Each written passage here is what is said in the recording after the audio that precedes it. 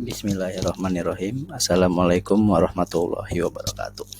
Pada kesempatan kali ini saya akan membahas makalah saya yang berjudul Penerapan Pendidikan Karakter untuk Membentuk Kepribadian Siswa. Oke. Pada zaman modern ini kita dapat merasakan dampak globalisasi di kehidupan kita. Nah, sering kita lihat besarnya pengaruh budaya barat atau budaya luar yang melekat dalam perilaku masyarakat Indonesia, terutama para pelajar dan siswa.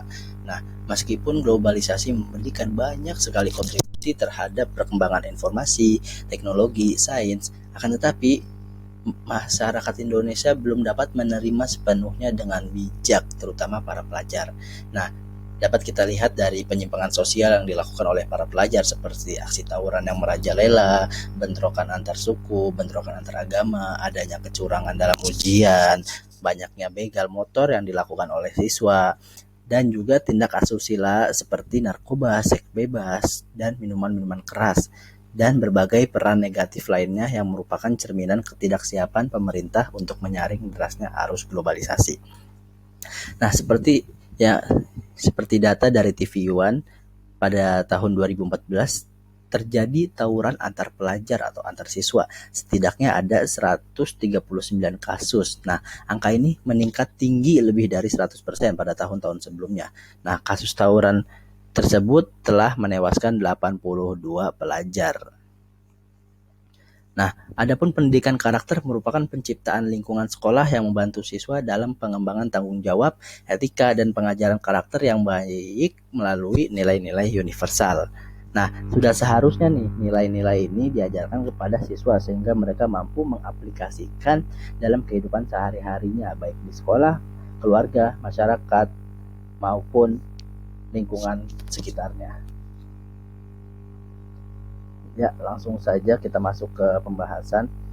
Nah, kata karakter sendiri secara etimologi berasal dari bahasa Yunani yang mempunyai arti tumak, yaitu menandai dan memfokuskan.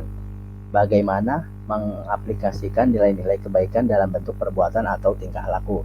Sebagai contoh, jika seseorang yang berlaku kasar, curang, dan tidak jujur ditandai sebagai orang yang berkarakter jelek. Adapun sebaliknya, jika seseorang berlaku baik, lemah lembut, tidak curang, dan jujur, maka ia ditandai sebagai orang yang berkarakter baik. Nah, karakter sendiri erat kaitannya dengan kepribadian seseorang atau personality. Seseorang dapat dikatakan orang yang berkarakter baik apabila perilakunya sesuai dengan kaidah moral. Nah, adapun dalam Kamus Besar Bahasa Indonesia (KBBI), karakter ialah tabiat, sifat-sifat kejiwaan, akhlak atau budi pekerti yang membedakan seseorang dengan yang lainnya. Nah, karakter ini tuh merupakan ciri khas seseorang yang mengandung nilai kapasitas moral, ketegaran dalam menghadapi tantangan dan kesulitan. Nah, pendidikan karakter ialah suatu penanaman nilai-nilai karakter kepada masyarakat sekolah, khususnya siswa, yang meliputi komponen kesadaran, pengetahuan, kemauan, dan tindakan untuk melaksanakan nilai-nilai tersebut.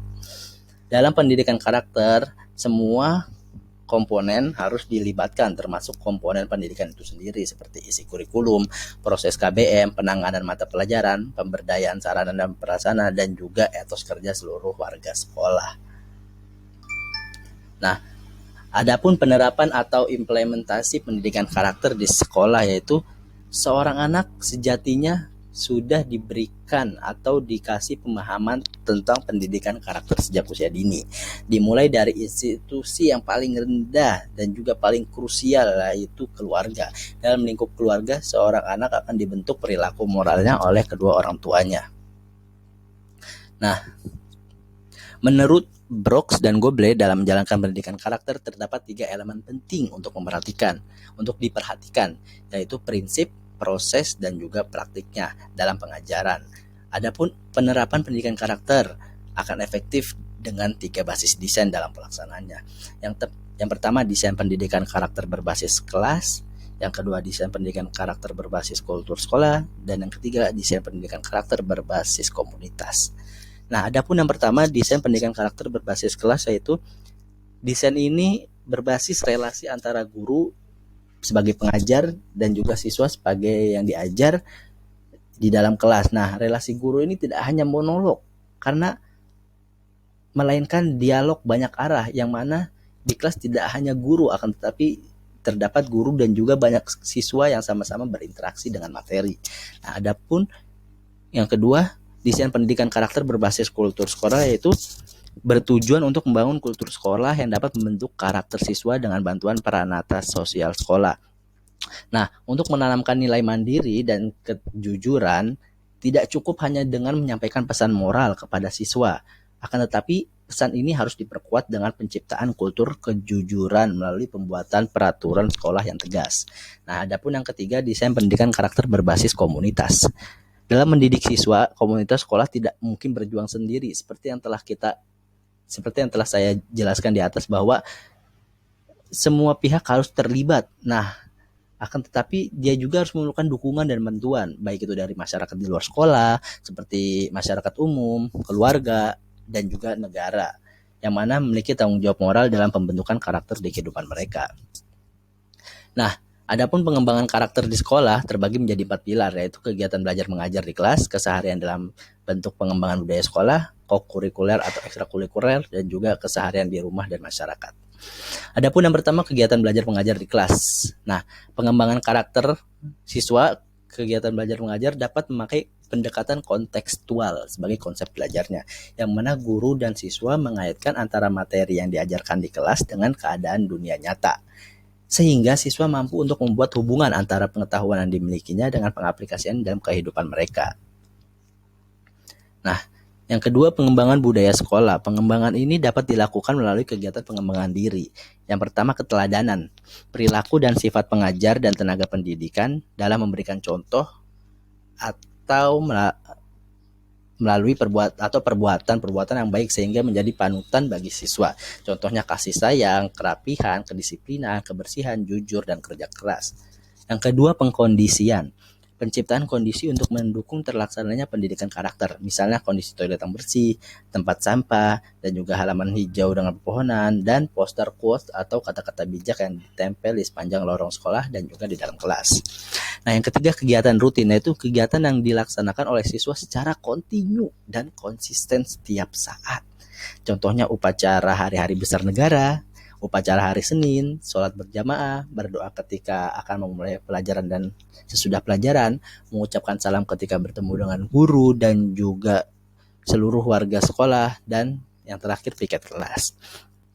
Yang keempat yaitu kegiatan spontan, yaitu kegiatan yang dilakukan oleh siswa pada saat itu juga, misalkan mengumpulkan donasi ketika ada bencana alam atau ketika ada teman yang sakit.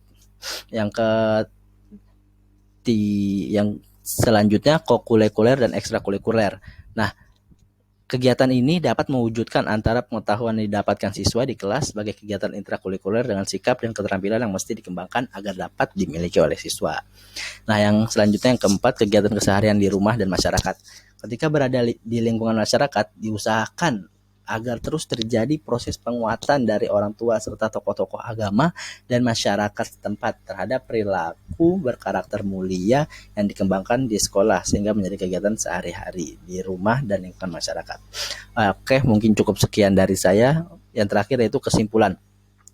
Kesimpulannya yaitu pendidikan karakter ialah penanaman nilai-nilai karakter kepada siswa yang melibatkan pengetahuan, perasaan, dan juga tindakan. Nah, karakter ini sendiri tuh yaitu watak atau sifat yang menjadi ciri khas setiap orang untuk hidup dan bekerja sama, baik dalam lingkungan keluarga, masyarakat, bangsa, dan juga negara.